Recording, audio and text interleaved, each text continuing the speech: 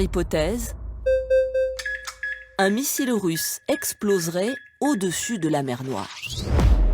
Ça fait pas des dégâts considérables, peut-être quelques bateaux, mais c'est un signal politique. On peut imaginer que ce soit une sorte de démonstration de force de la part de Vladimir Poutine, d'un Poutine un peu désespéré, qui essaie de faire quelque chose qui renverse la table. La mer Noire, c'est un espace international, donc l'OTAN n'est pas agressée, l'Europe n'est pas directement concernée. En plus, si c'est en altitude, ça ne fera pas de retombées radioactives. Mais la probabilité de ce scénario est en fait très faible. Même si ce serait spectaculaire, ce n'est pas assez spectaculaire. Cela n'indique pas suffisamment de détermination. Il est donc plus probable qu'il opterait pour un autre scénario. Ce serait d'utiliser une arme nucléaire relativement petite sur des cibles militaires en Ukraine. C'est la deuxième hypothèse.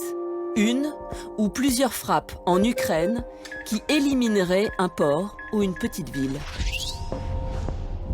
Si la Russie franchissait cette ligne, si elle utilisait une ou une douzaine d'armes nucléaires en Ukraine, ce serait un niveau de destruction jamais vu depuis la fin de la Seconde Guerre mondiale. Il y aurait une réaction mondiale immédiate. Ce serait un isolement économique total. Les sanctions que vous voyez maintenant sur la Russie semblent dures, mais ça n'a rien à voir avec ce que nous pourrions faire. Nous pourrions fermer les ports russes en 24 heures. Rien ne sortirait, rien n'entrerait en Russie. Le pays serait complètement isolé à cause de cet événement sans précédent. Troisième hypothèse, un tir visant un pays de l'OTAN. Par exemple, une base aérienne en Pologne.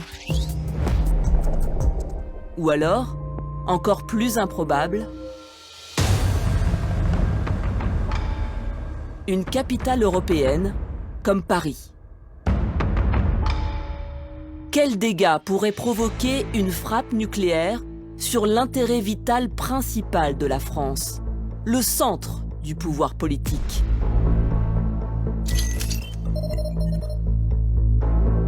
Alex Wellerstein est un professeur d'histoire spécialiste des armes nucléaires. Il a mis au point un simulateur capable de calculer quels seraient les effets de l'explosion d'une arme nucléaire à l'échelle d'une ville. Nous lui avons demandé de simuler une explosion équivalente à la bombe Hiroshima au-dessus de l'Élysée. Et voici le résultat. Ici, vos chances de survie sont très faibles. Quand vous êtes un peu plus loin dans ce rayon-là, vous n'êtes plus vraiment dans la zone à risque. Plus on s'éloigne, plus les chances de survie augmentent. Une bombe de 10 kilotonnes détruirait tout de la place de l'Étoile jusqu'au musée du Louvre et provoquerait la mort de plus de 91 000 personnes. Une arme de 100 kilotonnes causerait des destructions massives de la capitale avec plus de 385 000 morts.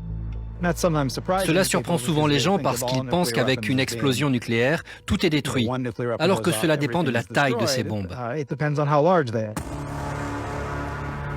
Là, on parle vraiment d'un cas qui est extrêmement peu probable parce que le gouvernement russe, le président russe, sait qu'en conduisant une attaque nucléaire contre un pays de l'OTAN ou même contre un pays de l'Union européenne, il s'expose à des représailles nucléaires qui seraient catastrophiques pour son pays.